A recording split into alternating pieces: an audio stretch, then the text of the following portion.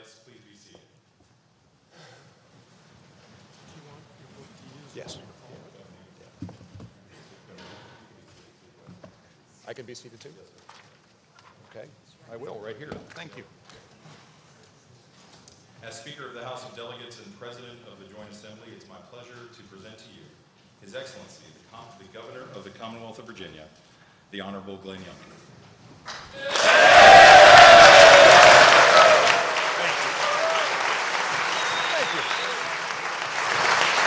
Thank you. Thank you. Thank you. Thank you. Thank you. Thank you. Thank you. Thank you. Thank you. Thank you. Welcome. Thank you.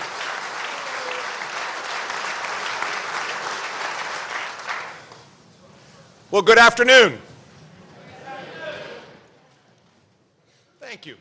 We'll try that again. Good afternoon. And thank you so much for the warm welcome.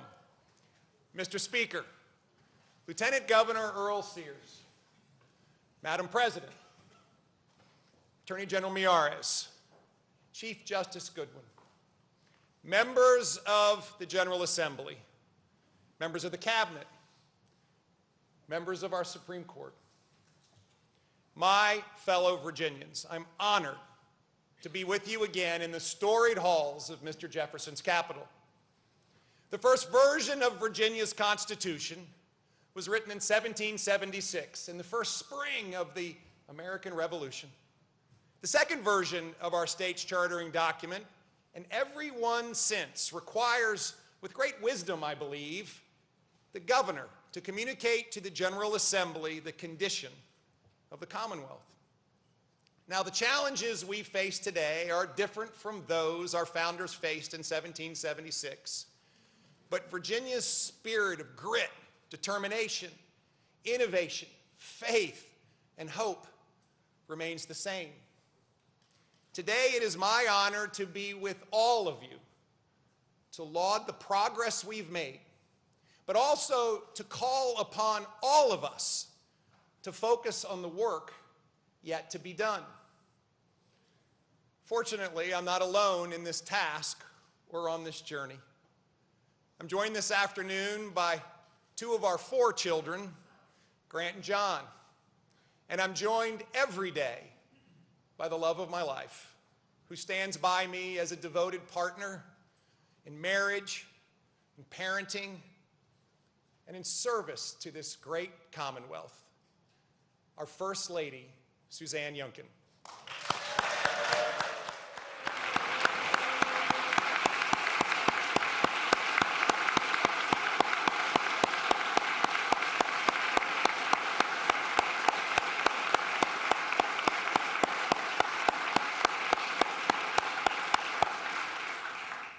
Suzanne, I love you, and thank you. I know that many in this room understand what the love and devotion of a spouse means during a season of service. That is especially true for one of our body's newest members, Delegate Ellen Campbell. Ellen carries the torch of service for her late husband and our friend, Ronnie Campbell. Ellen, please know that we are praying for you, and we welcome you in your service to the Commonwealth.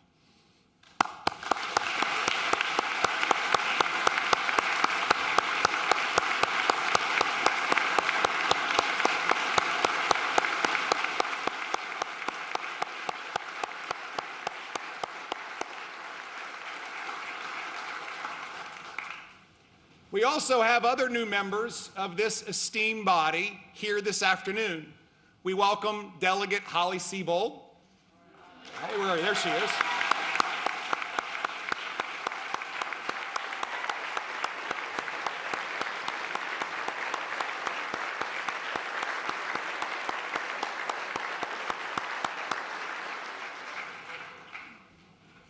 And Senator Aaron Rouse.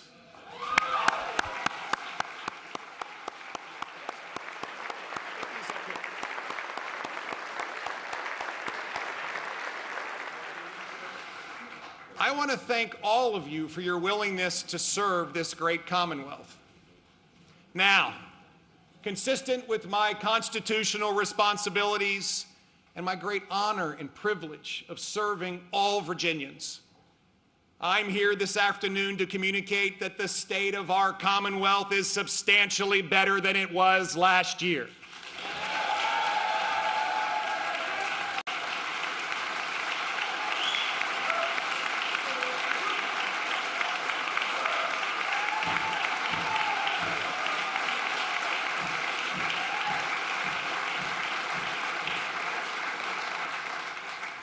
And yet, we are still a great distance from our destination, a destination where Virginia truly is the best place to live and work and raise a family. I'm here this afternoon to urge us to accelerate our efforts to get more done and to get it done faster, and to make Virginia even stronger so we can compete to win economically, attract the best jobs, and unlock the dreams and rich talents of all Virginians.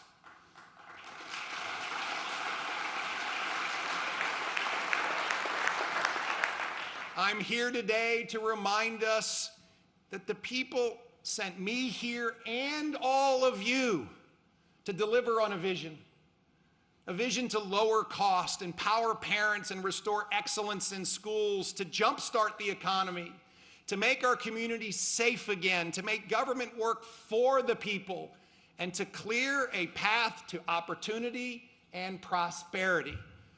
I'm here this afternoon to celebrate the unbreakable foundation of the spirit of Virginia, a spirit that is alive and well, a fire burning deep inside the resourceful and kind-hearted Virginians who make our Commonwealth a better place every day. And I'm here this afternoon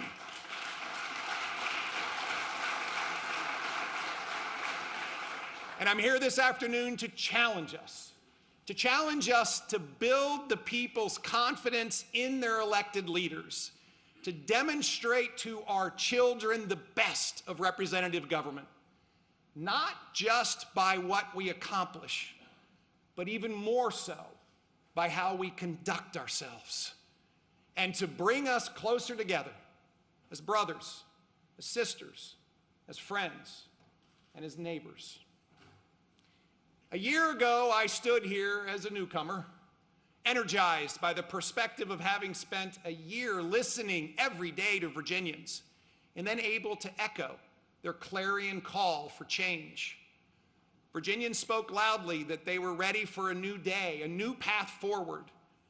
Virginians were tired of the cold halls of government being disconnected from the cold realities that they were facing every day.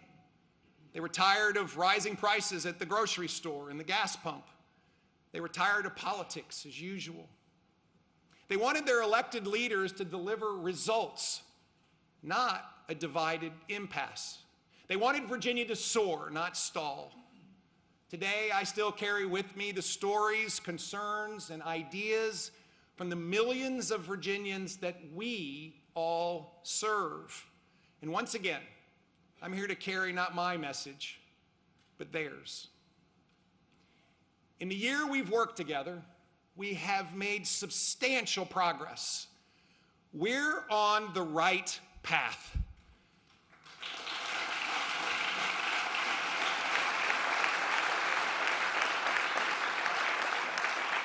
We're on the right path, and Virginians know it. They see the transformation underway, and they want more progress, and they want it faster. We provided historic tax relief on a bipartisan basis, including eliminating the state's grocery tax.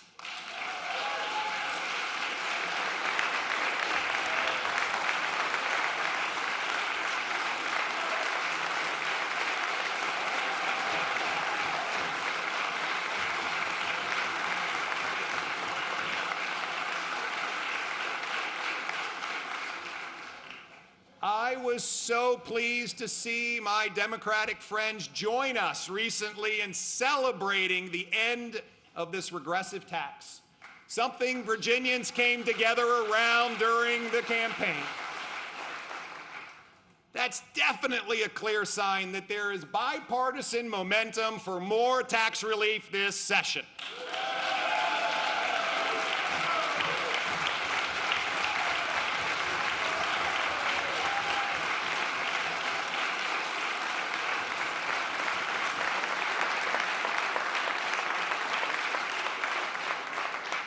I look forward to giving those on both sides of the aisle more opportunities to celebrate tax breaks in the coming weeks. We raised teacher pay and made record investments in K-12 education. We empowered parents because they matter, giving them the choice on whether their child wears a mask in school.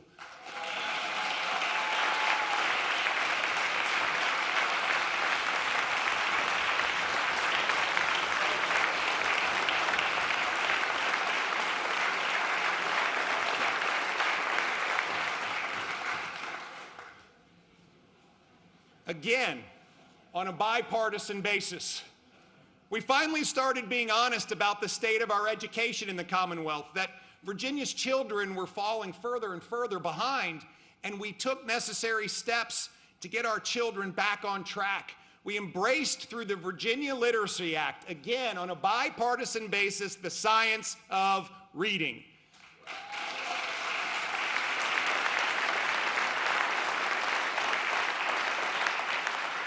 We are launching lab schools and reestablishing Virginia's standards from last to first. We froze tuition at every public college and university.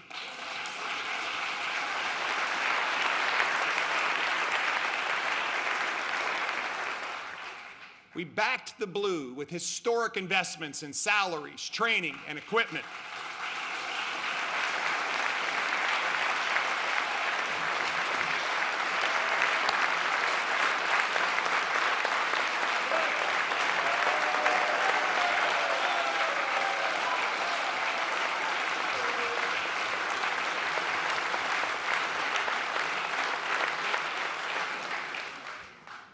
We reopened the Commonwealth for business, recruiting iconic companies like Boeing, Raytheon Technologies, welcoming Lego's first ever American manufacturing facility.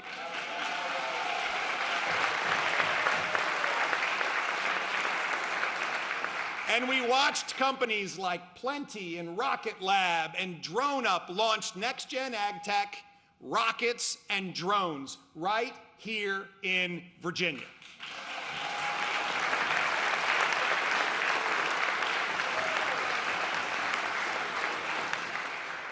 We changed the way government works. The Virginia Employment Commission worked through 900,000 backlog claims, and the DMV made life simpler, not harder. And we saved over $1.2 billion in taxpayer money.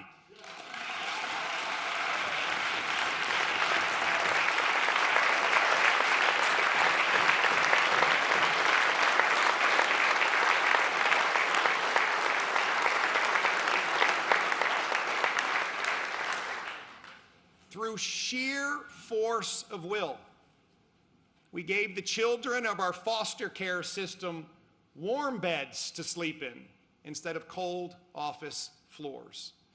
We started the work of modernizing our outdated regulatory process. And most importantly, we stood together.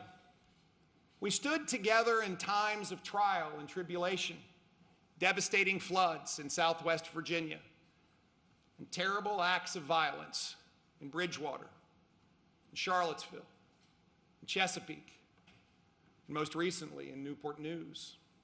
In each case, we've seen the love, the compassion, the fortitude, and the courage of our fellow Virginians on display. And we began working with cities that were falling further and further behind. We launched a comprehensive partnership for Petersburg, with state and local government, businesses, nonprofit organizations, and faith leaders, bringing together more than 75 stakeholders.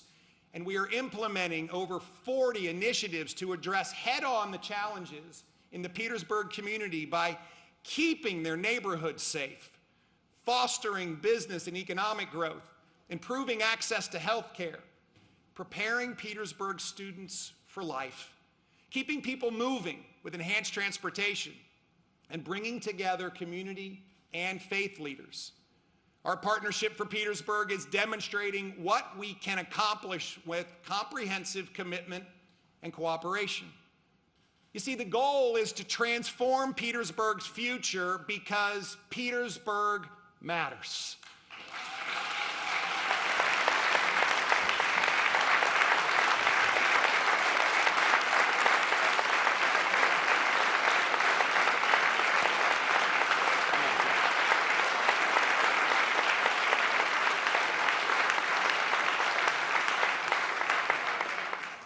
This partnership is the catalyst for the city's renewal and a template for other struggling cities. Two of the central partners in that effort have been Mayor Sam Parham and Police Chief Travis Christian, who are here today as not only my guests, but also as the guests of Delegate Kim Taylor and Senator Joe Morrissey. The mayor and the chief embody the spirit of Virginia. They represent the millions of Virginians who desperately want their leaders to set aside politics and focus on delivering results. Mayor Parham and Chief Christian, would you please stand, and would all of my colleagues please express your gratitude for your leadership.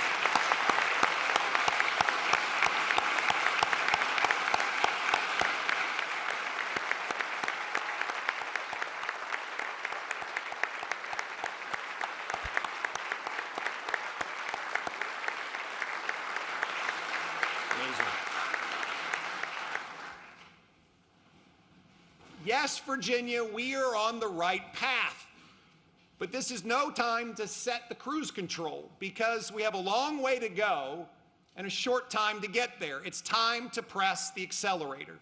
For the Commonwealth, accelerating means getting more done and doing it faster. And Virginians don't have time for political posturing or for foot dragging. They want results now, not next year, but now.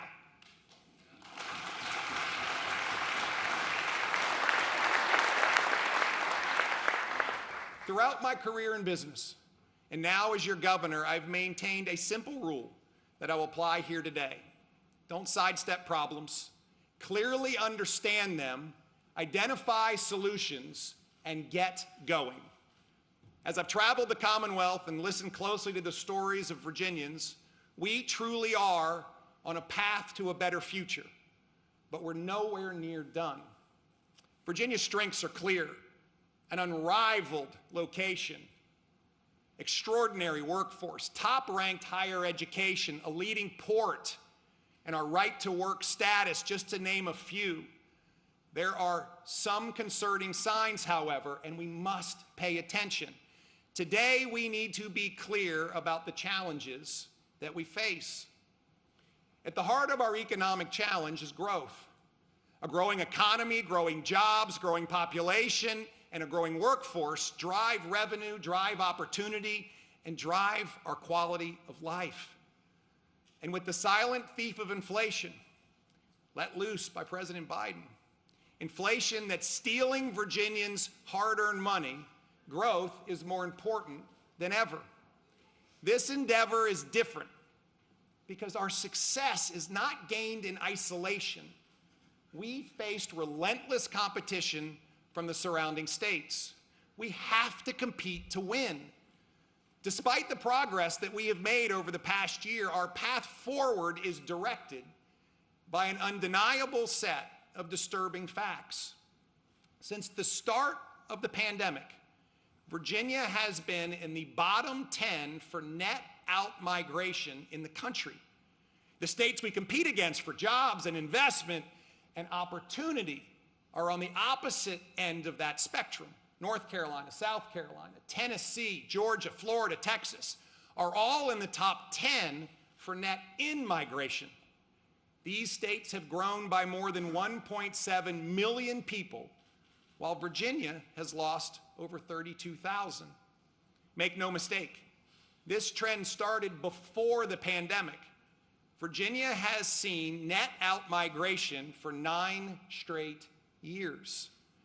2013 was when the states we compete with for people and talent and jobs started lowering tax rates for businesses or for families or both, and started moving aggressively to make their business climates more competitive. Virginia fell behind. When I took office, Virginia was 47th in the nation for job recovery from the pandemic. Since then, more than 85,000 Virginians are working, placing Virginia now in the top 20 of states for job growth since the turn of the year.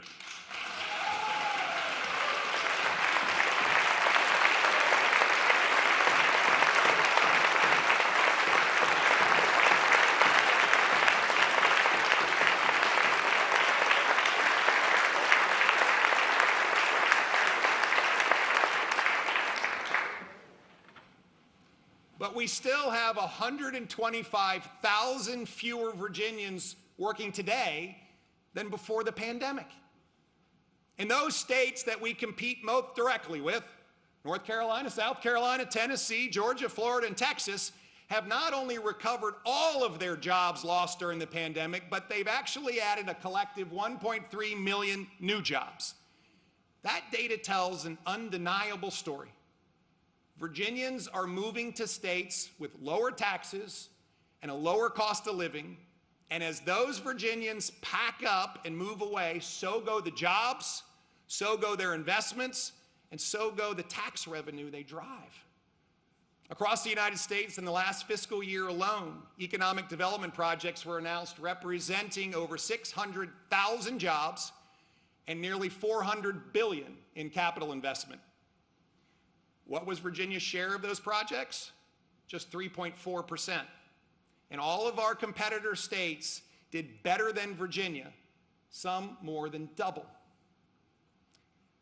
As I said in December, our competitor states won these projects because we weren't cultivating our talent fast enough, because we weren't building the business-ready sites, and because our tax burden was increasingly uncompetitive. We were not competing to win. And if we're honest, we weren't not even in the ball game. But that can change, it must change, and it must change now.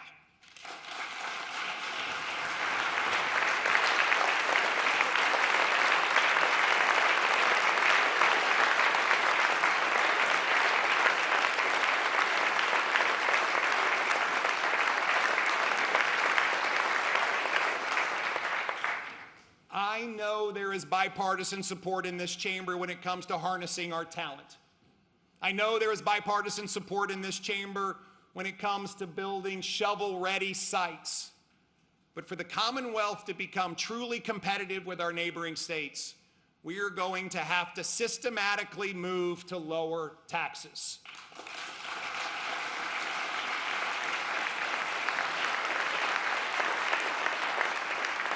To make Virginia more attractive to young people, to families, to veterans, and retirees, and more competitive for business.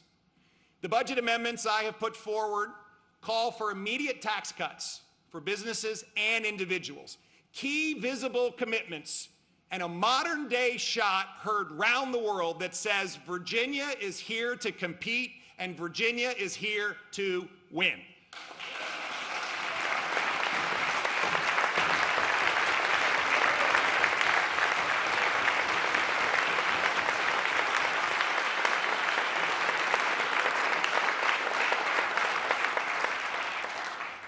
We want all of our veterans to stay here. They make our communities better. So I'm asking you to eliminate the tax on military retirement income for veterans regardless of their age.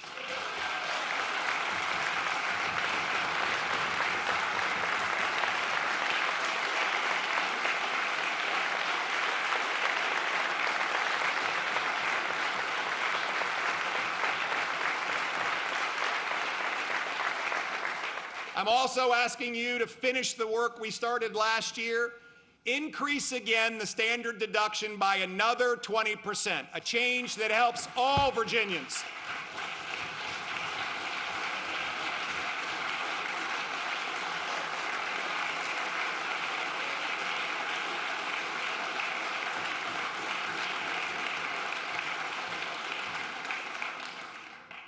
This is a change that helps all Virginians, but especially the lower and middle income taxpayers. The plan I have laid out utilizes $1 billion of the $3.6 billion projected surplus for tax relief, and it's structurally sound.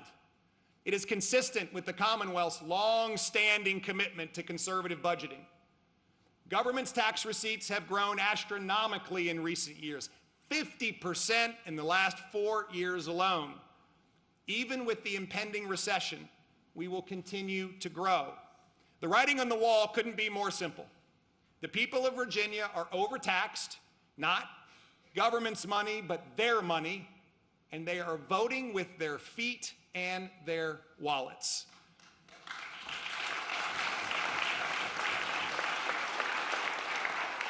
When combined with last year's tax relief, our plan would save a typical family more than $1,900, and over 47,000 working Virginians would have their tax liability eliminated entirely. And before we go too much further, let me say again, cutting taxes doesn't need to be a choice between Republicans and Democrats. Democrat-led North Carolina recently planned to lower its individual tax rate to 4% by 2027 and its business tax to 0 by the end of the decade. No action cannot be an option, or else we will be moving from the high-speed lane to the breakdown lane, willfully watching our Commonwealth fall behind. The revenues are there to lower tax rates. We can keep Virginians here, we can attract people and businesses from other states, and we can fuel the economic engine that will drive further growth, further taxes, further tax reduction, and keep Virginia in the high-speed lane. One of the most encouraging moments that I've had as governor was judging Kempsville High School's Shark Tank contest in Virginia Beach. Watching those seeds of entrepreneurialism and innovation just beginning to grow. One of the student entrepreneurs I met that night is Jada Watts. Jada and her team, Beauty Perfection, are developing a line of specialty hair tools and beauty products. Jada and her team won my confidence that night, and they won the confidence of all the other judges. And she joins us here this afternoon. Jada, would you please stand?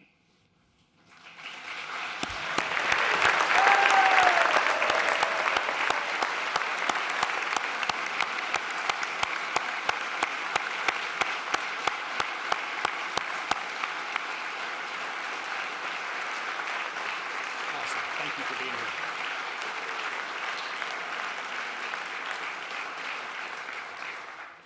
On behalf of the Commonwealth of Virginia, I want to thank you for using your entrepreneurial spirit to enrich your community. And we can't wait to see how your small business grows into a great big business. Congratulations.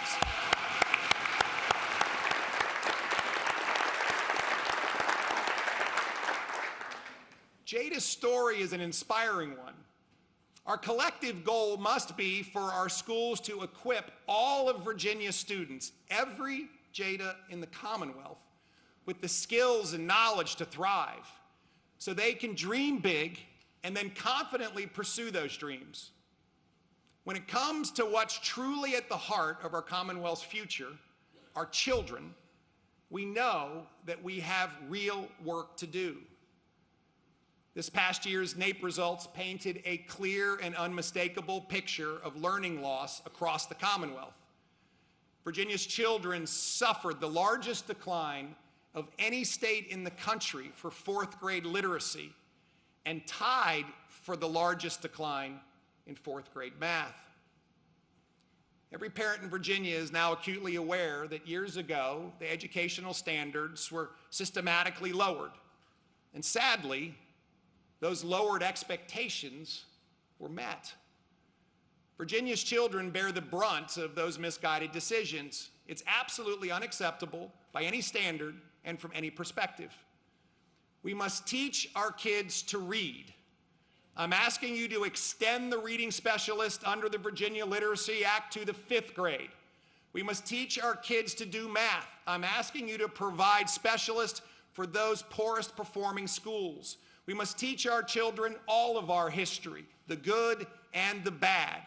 Parents matter, and we must protect their fundamental right to make decisions concerning the upbringing, education, and care of their children. We must provide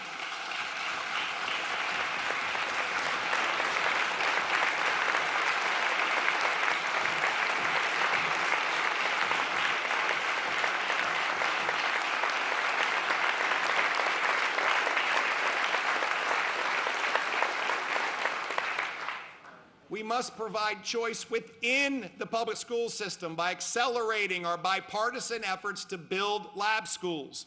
And we must accelerate dual enrollment partnerships between our high schools and our community college system, so we will realize a day when every child graduates in the Commonwealth of Virginia with an industry-recognized credential.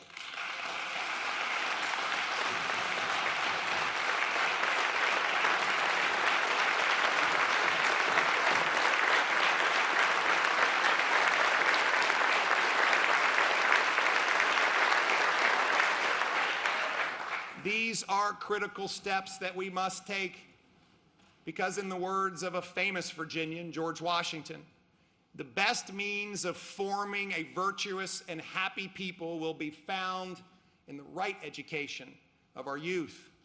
And I would add, in the right support of their parents and in the right support of their teachers. The right education of our youth is impossible without great teachers. I'm constantly reminded of Miss Betty Weaver, my 4th grade teacher at Watkins Elementary School in Midlothian. She challenged me, she pushed me, she encouraged me. That's why I'm asking you to build on the bipartisan 10% pay raises, bonuses, and record investment that we made in education last year together. Join me in providing an additional retention bonus to our teachers, as well as $50 million in performance-based bonuses for the very best teachers.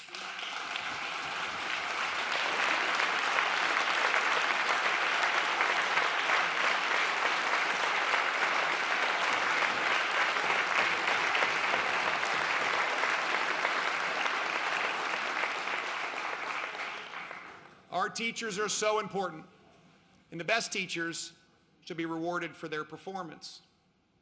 Along with our teachers, there are other quiet heroes in our communities, our brave men and women in law enforcement who see the effects of our policy decisions on the front lines each day.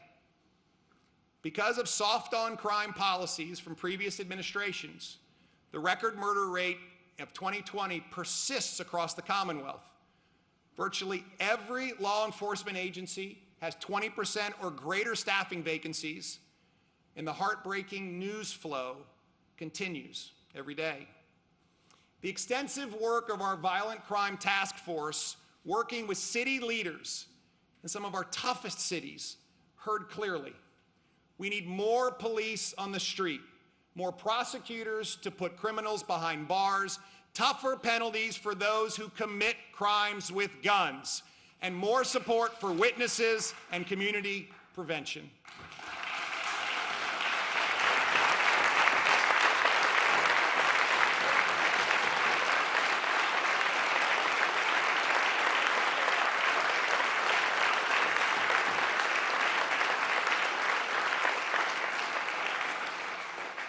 Operation Bold Blue Line focuses precisely on those areas, especially more police on the street, more of the quiet heroes who put on a bulletproof vest every day to go to work. We must recruit 2,000 more badges by focusing on high school programs, college programs, retiring military personnel, and attracting law enforcement officers from out of state. We've created and are supporting an expedited Option 5 out-of-state lateral program so great law enforcement officers can bring their skills and love of service to the Commonwealth. And I'm pleased today to welcome Marine veteran and Officer Juan Hernandez. Officer Hernandez, would you please stand?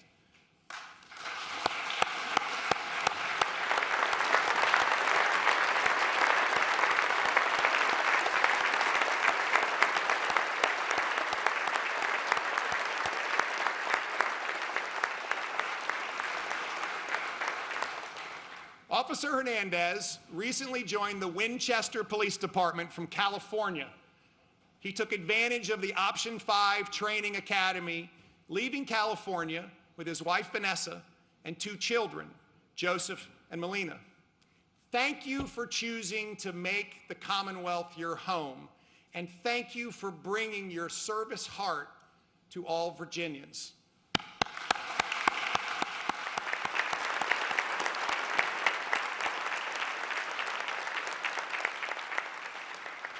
I want to extend my thanks to all of the law enforcement heroes, troopers, sheriff deputies, police officers, every person behind a badge that keeps our families safe with great skill and courage. You are also on the front lines of the challenges facing our behavioral health system and our ongoing fight against fentanyl. Virginia, like the country, is experiencing a behavioral health crisis. And our behavioral health system is overwhelmed, grappling with a level of mental health and substance use issues never seen before, all too often resulting in violence, suicide, and murder. Last month, I stood at Henrico Doctors Hospital to announce a 3-year plan to fundamentally transform our behavioral health system. The Right Help Right Now plan is comprehensive. And I ask this General Assembly to fully fund the $230 million bold first step of this plan.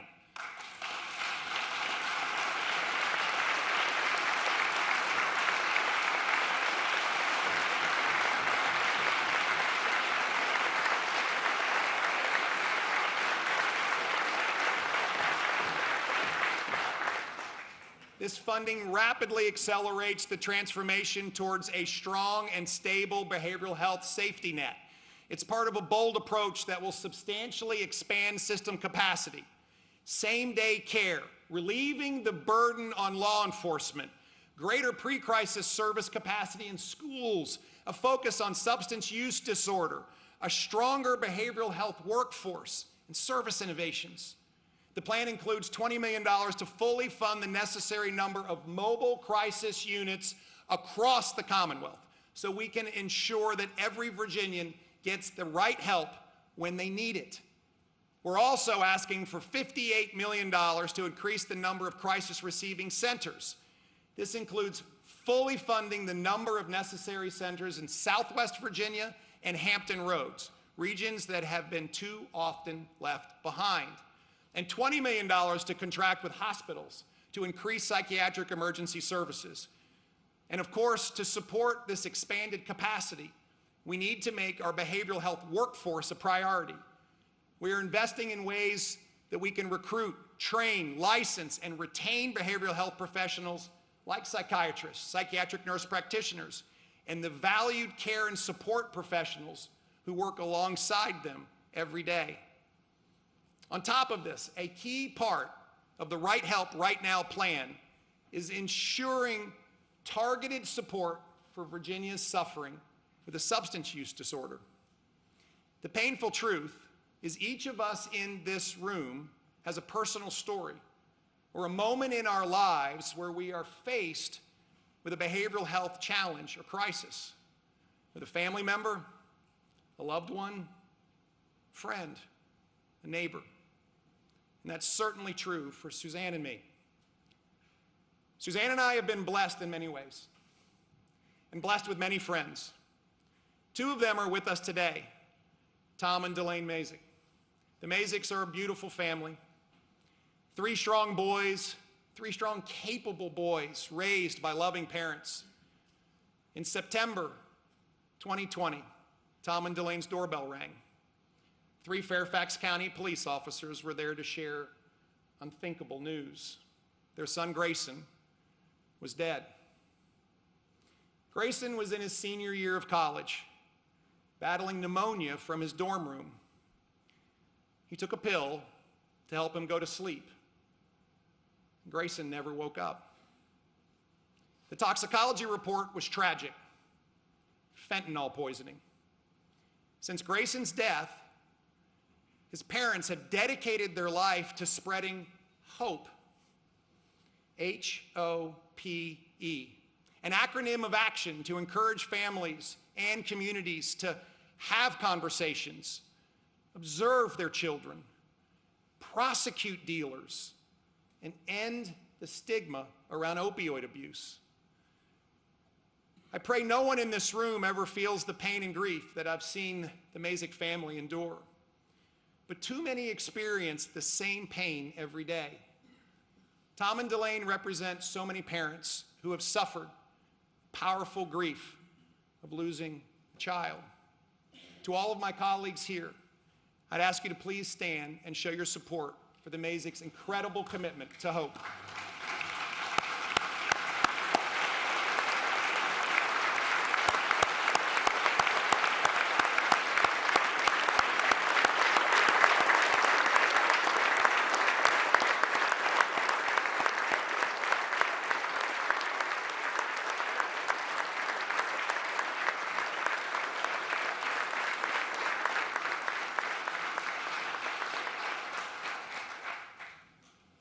To all the other parents out there, know that you are not alone. And know that we are working together to take action. Actions like statewide prevention efforts directed and funded by the Opioid Abatement Authority, along with full funding for Narcan supplies and training across the Commonwealth. But we must combat the source. 2 years ago, this body passed a bill to make the sale, manufacture, and distribution of drugs killing our children, our friends, and our neighbors a felony homicide. It was vetoed by the last governor, despite the fact it could have and would have saved countless lives. Send me that bill again, and I promise you I will sign it.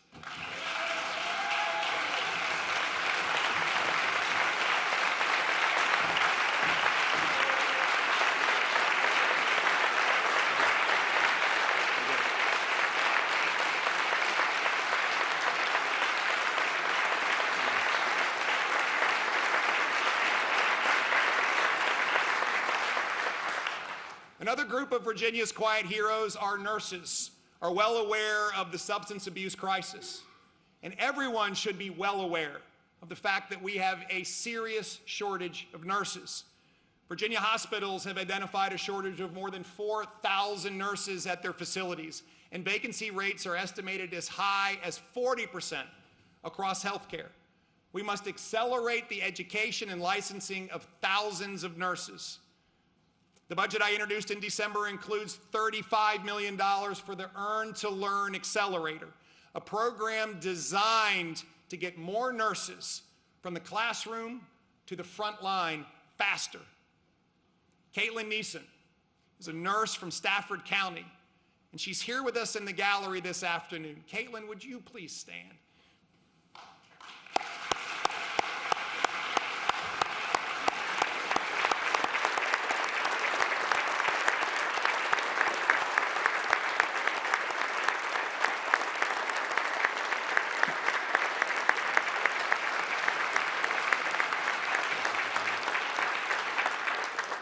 Caitlin was one of the earliest enrollees in Germanna Community College's Earn to Learn program. Today, she's a registered nurse at Mary Washington Hospital's intensive care unit. Caitlin, thank you for being one of Virginia's quiet heroes. And now, friends, let's get Caitlin some reinforcements.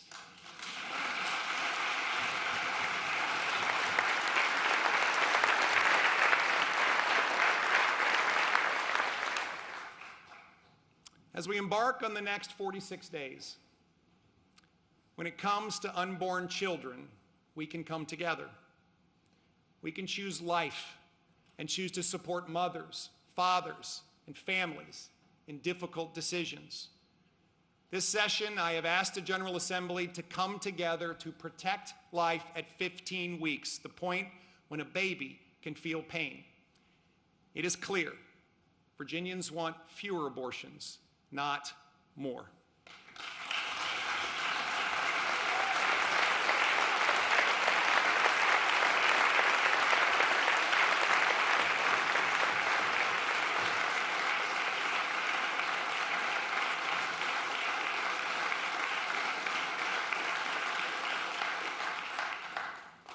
As we shift into high gear, we have some common sense decisions to make and actions to take.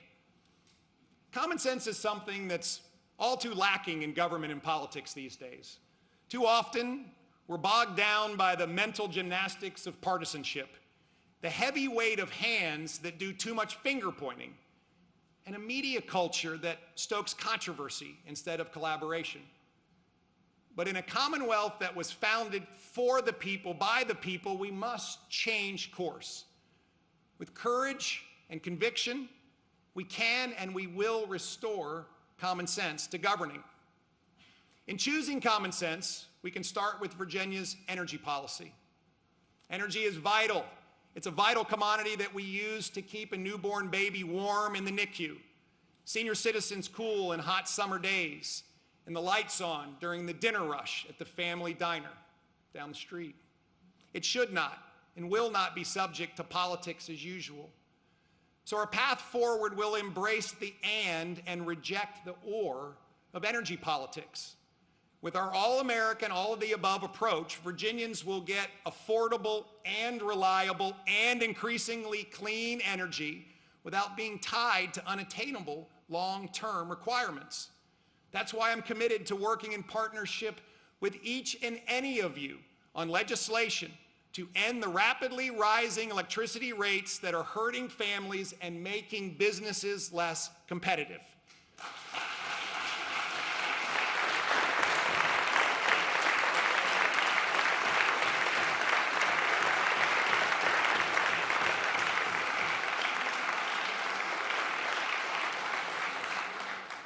Let's fund research to drive innovation in small modular reactors, hydrogen, carbon capture, and more effective battery storage.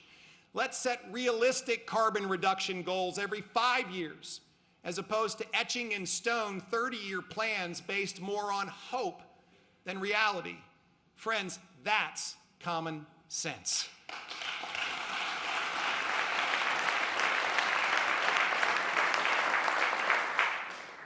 It defies common sense that in 2021, lawmakers decided that instead of writing our own electric vehicle laws, Virginia would simply do whatever California decides to do.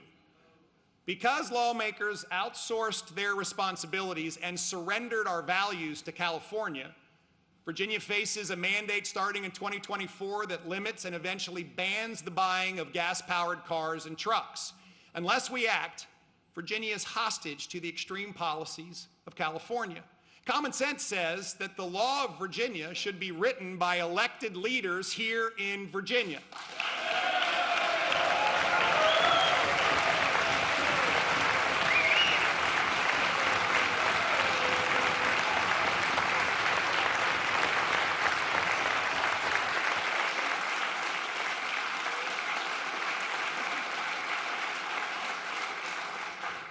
Friends, let's not outsource Virginia to California.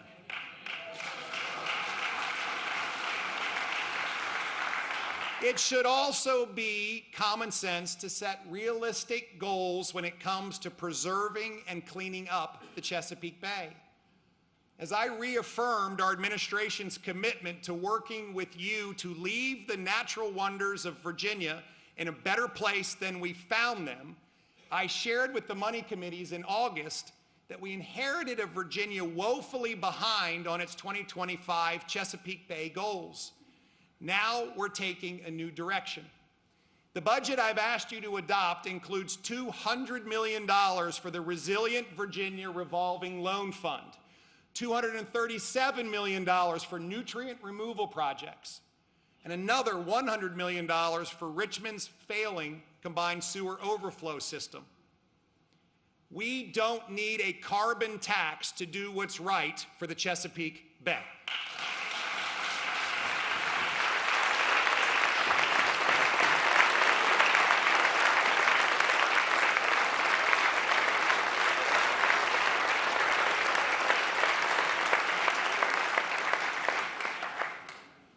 It's common sense that when the Commonwealth sets goals, we actually take the steps necessary to achieve them.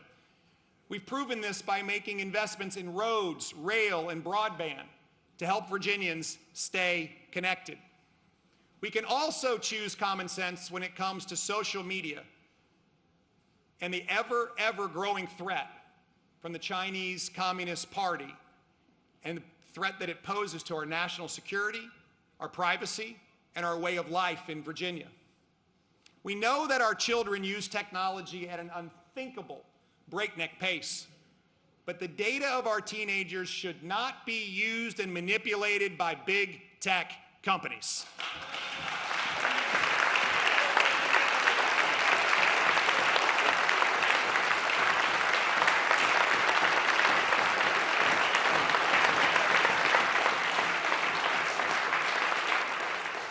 I'm asking you to pass a bill that prohibits tech companies from selling the data of children under the age of 18.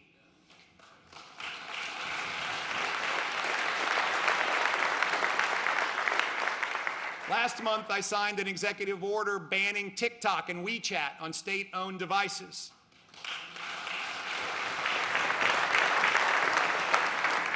Everyone knows that TikTok is a tool of the Chinese Communist Party, a dictatorial political party that only has one goal: global dominance at the expense of the United States. While the national security concerns and personal privacy implications of CCP technology are well known, I believe Virginians also should be wary of Chinese communist intrusion into Virginia's economy. We welcome and encourage economic cooperation with international companies. I've said before that I want made in America to mean made in Virginia.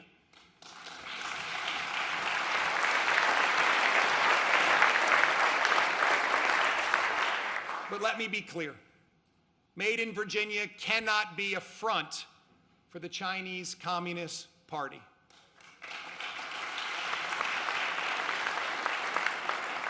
In addition, Virginians, not the CCP, should own the rich and vibrant agricultural lands God has blessed us with.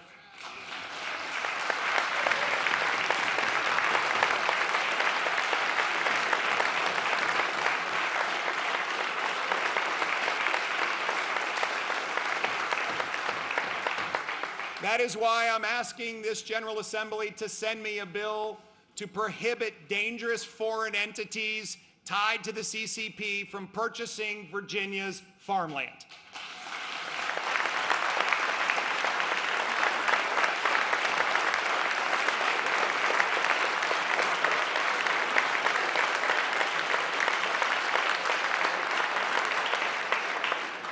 The stakes are too high and the consequences are too great. Friends, that's just common sense.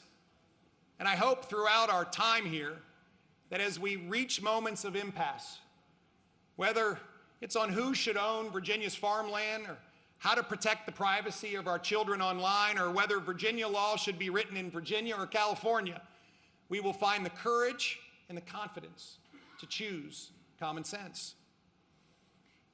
This afternoon, I've been honored to welcome a few of our fellow Virginians to the Capitol. You met Mayor Parham and Chief Christian. You met Jada Watts. You met Officer Rodriguez. You met Caitlin Neeson. And you've heard the gut-wrenching story of our friends, Tom and Delane Mazik, and the way they've turned their grief into hope. I've shared these stories with you because they embody the spirit of Virginia, and there are so many more stories behind them. Suzanne and I were blessed this year with the opportunity to present 6 Spirit of Virginia Awards to deserving individuals and organizations who are strengthening the spirit of Virginia.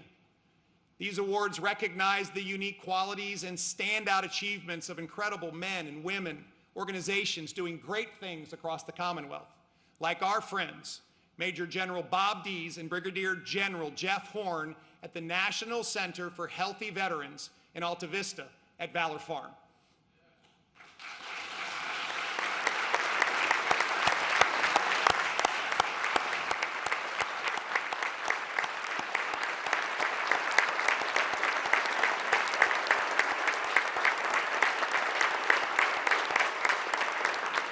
The Valor Farm is a shining example of the embodiment of the spirit of Virginia, an effort maintained by hundreds of volunteers to lift up those who have sacrificed in the name of freedom and the defense of liberty.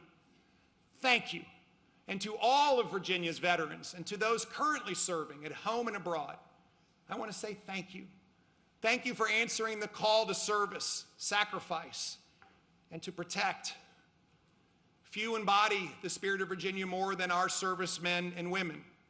This past year, the Virginia National Guard, led by Major General Timothy Williams, and under the direction of our Secretary of Defense and Veteran Affairs, completed a historic mobilization period, surpassed only twice in the last century. We are thrilled to have welcomed back to Virginia more than 2,000 troops from overseas. Here at home, these heroes are always ready to assist their fellow Virginians in times of need, whether responding to a natural or man-made disaster. Our citizen soldiers and their families are highly adaptable and critical to the Commonwealth's security. We also owe a special debt of gratitude to those families and employers whose support is so critical to the success of the Guard's mission and Virginia and across the globe. Thank you.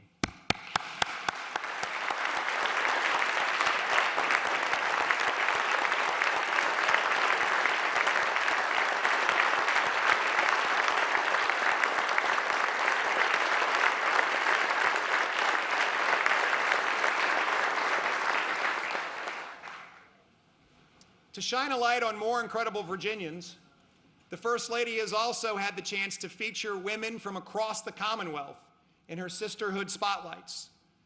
Whether it's the amazing women in Virginia's cabinet, Lieutenant Governor Earl Sears, Carmen Williams and her aspiring work as a domestic violence advocate, or Miriam Miyares and her heroic efforts to flee communist China. Each of these women carries the flame that is the spirit of Virginia. These individuals give us hope. They give us reason to believe that just as they believed in 1776, the spirit of Virginia is alive and well today.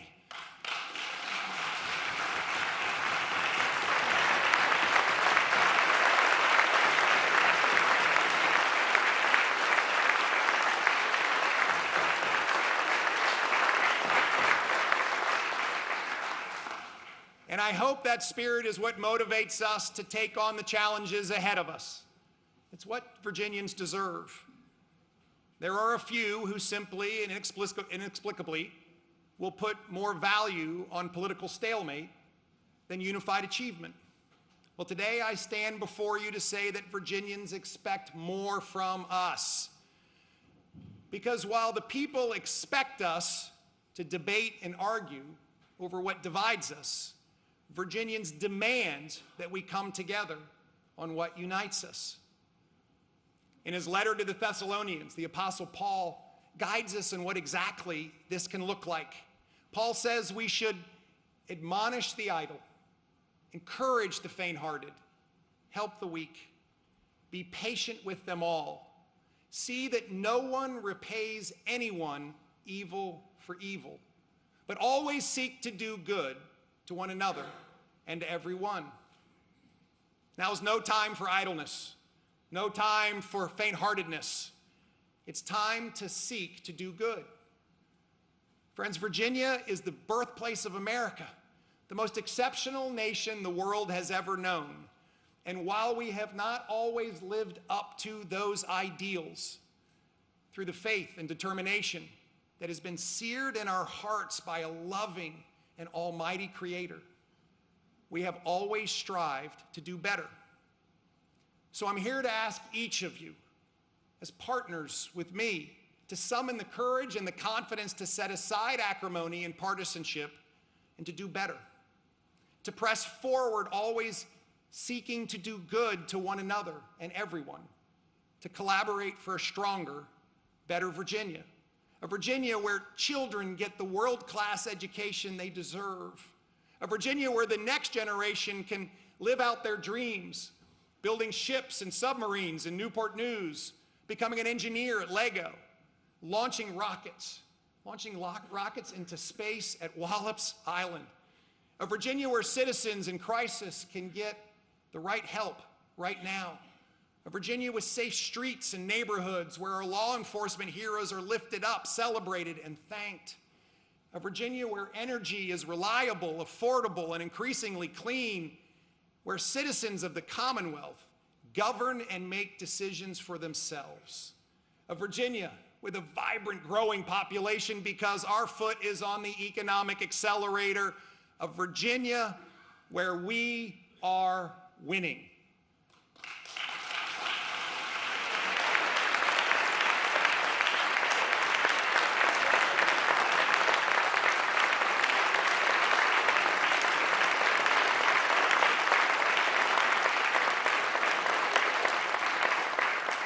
This is our own moment to eternalize in the books of history how we live up to the spirit of Virginia, how we didn't shy away from challenges, but we rose to meet them. So let's find the courage and the conviction to lock arms. Let's find the courage and the conviction to do the work. And let's find the courage and the conviction to do it together. Thank you. God bless you. And God bless the great Commonwealth of Virginia.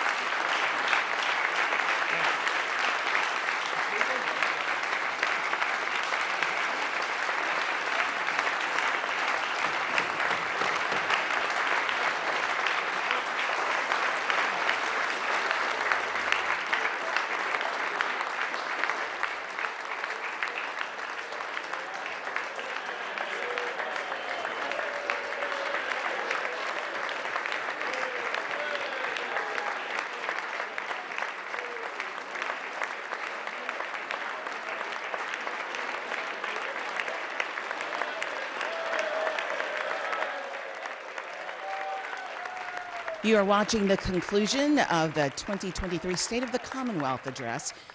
Governor Glenn Youngkin of Virginia wrapping up his remarks and leaving the chamber. This is Angie Miles with VPM News, and we did in fact hear Mr. Youngkin invoking that spirit of Virginians working together as he talked about highlights from the past year and his initiatives that he'd like to see passed in the year ahead.